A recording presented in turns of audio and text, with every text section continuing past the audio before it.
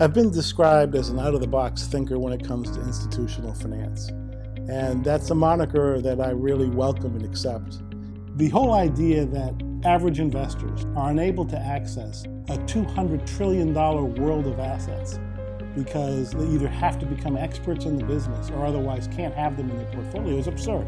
What I hope to be able to provide individual investors is the education and the resources that they don't have to become landlords, they don't have to become property managers, they don't have to get a can of paint on a Sunday to go paint the rental home that they bought. If they want to, God bless them. But if they want to enjoy the same benefits as a landlord, what I hope to provide them is a very clean and clear path to evaluate these assets and make good decisions and good investment results. I work as an outsourced chief investment officer for illiquid assets. I've been in the real estate business since 1985, and I got involved in the real estate business right out of college.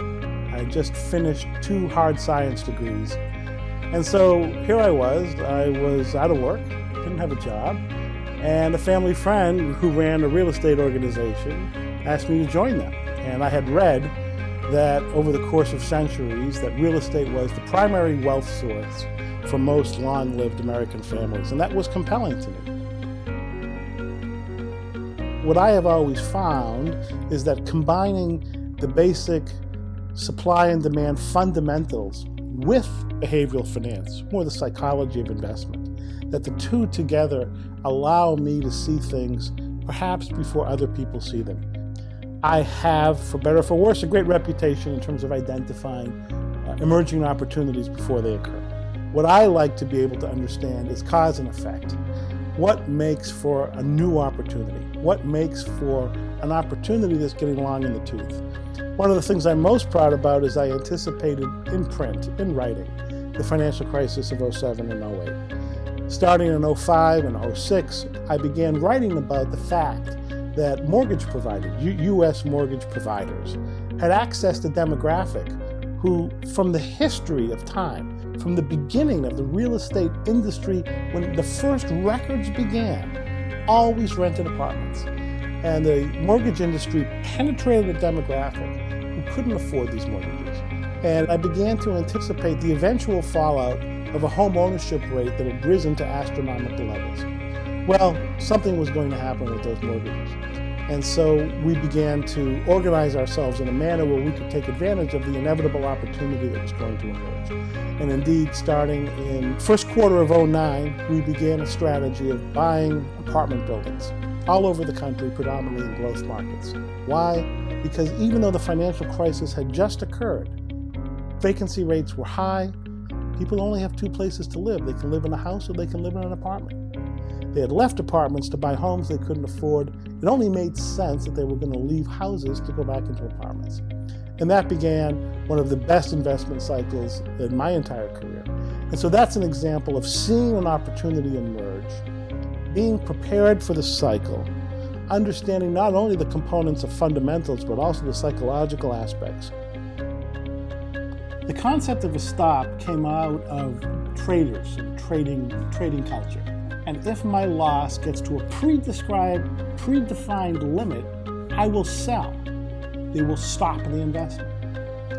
Now, that's great for a trader who might be levered highly and needs to manage his risk. Most investors don't think that way. My experience in investing, though, is that most investors actually have a stop. They have an emotional stop. And that stop looks something like this.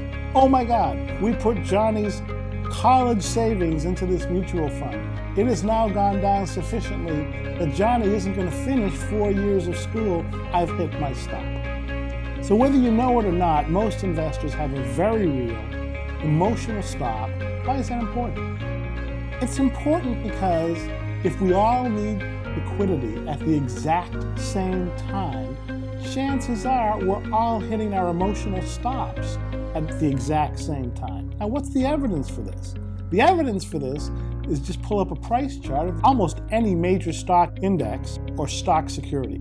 At a good low, the market puts in what's called a V bottom. That's everyone hitting their emotional stop at the same time. I love market timing. I love market timing because Everyone says you shouldn't do it, nobody does it, and it's the best way to lose money. Well, the fact of the matter is everybody does do market timing. Every baby boomer who is anticipating that the stock market is going to accommodate their retirement is also betting that the stock market is going to accommodate every single one of their peers' retirement at the same time.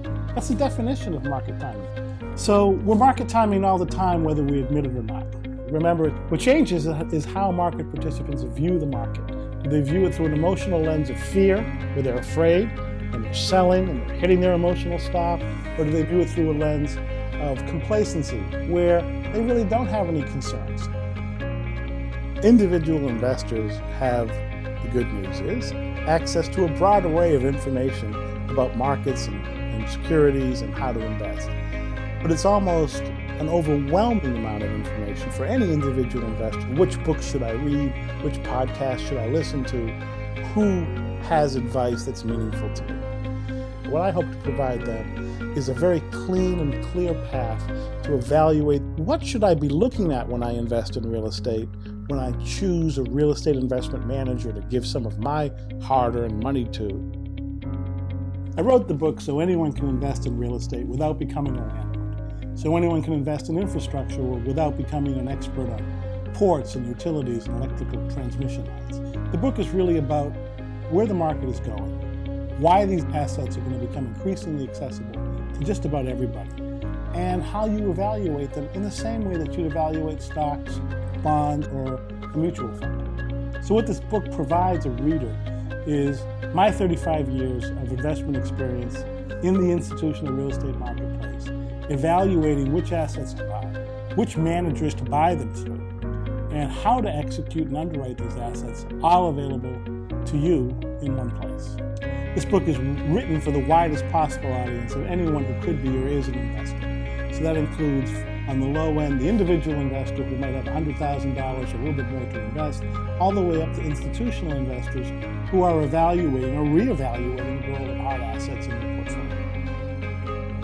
The one thing I hope for my audiences to take away is what this means for them in terms of what's going on in the broader economy or what's happening within the asset class, if it's real estate or something else, that truly affects how they think about their wealth and security.